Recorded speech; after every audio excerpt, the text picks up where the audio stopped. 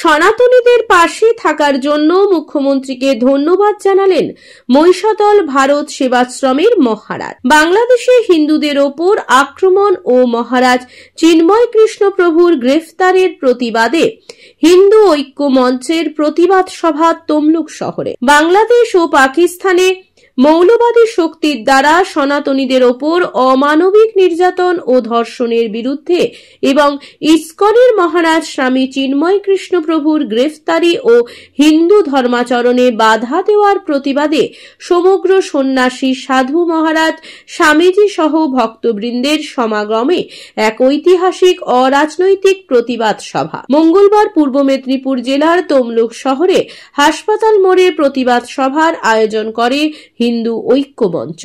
উপস্থিত ছিলেন বিভিন্ন সেবাশ্রম থেকে আসা মহারাজরা।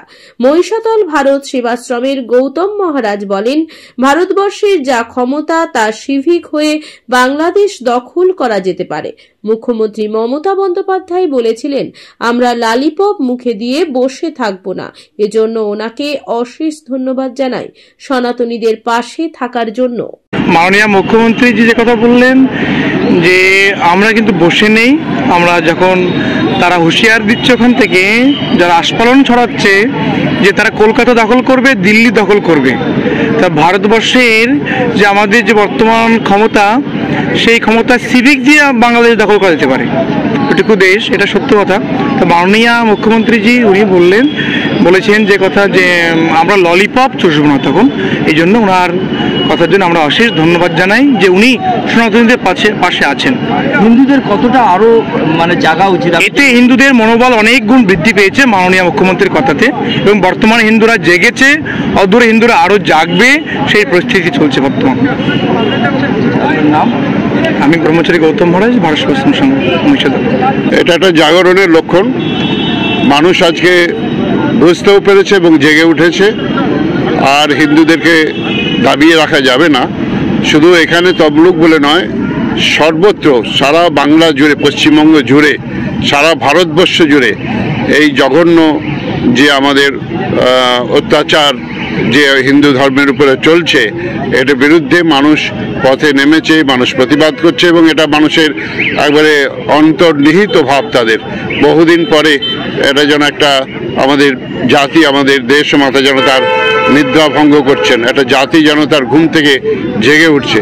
কারণ এই অন্যায় আমরা সকলে সমবেতভাবে ধিক্কার জানাই, এবং এর জন্য আমরা আজকে লক্ষ লক্ষ কণ্ঠে আমাদের এই পশ্চিমবঙ্গের মানুষ তথা ভারতবর্ষের মানুষ গর্জে উঠেছে, এবং বিশ্বের মানুষ, পৃথিবীর বিভিন্ন প্রান্তে যে বাঙালিরা যারা আছে তারাও এর ধিক্কার জানাচ্ছে, যারা অবাঙালি তারাও ধিক্কার জানাচ্ছে। সুতরাং এর ধিক্কার জানাবার ভাষা নেই, এবং এটা ক্রমশই এই গর্জন আরো বেশি জোরালো হবে, জোরালো আকার নেবে। আপনার নাম আর স্বামী নিত্য বোধানন্দ, দীঘা সারদা রামকৃষ্ণ সেবা কেন্দ্র মিশন।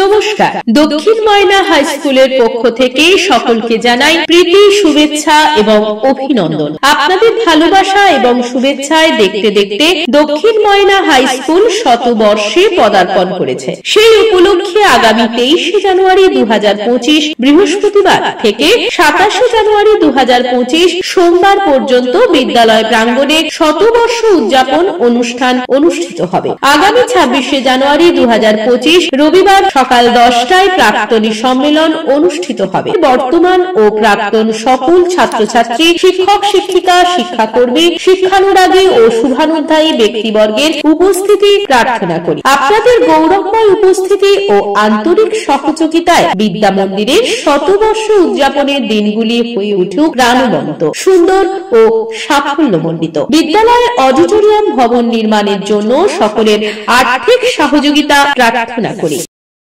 যে কোনো অনুষ্ঠানে রনপা, কার্টুন, আদিবাসী নৃত্য, ছৌ নাচ, গলফা নাচ, মিলিটারি ব্যান্ড, ঢাক, বেঞ্জো পার্টি, বাউল, খোল, পাঞ্জাবি নাচ, জাগলিং, মহিলা ব্যান্ড ও মহিলা ঢাক ইত্যাদি পাওয়ার জন্য আজই যোগাযোগ করুন গুরুপদমণি, মাধবচক, ময়না, পূর্ব মেদিনীপুর।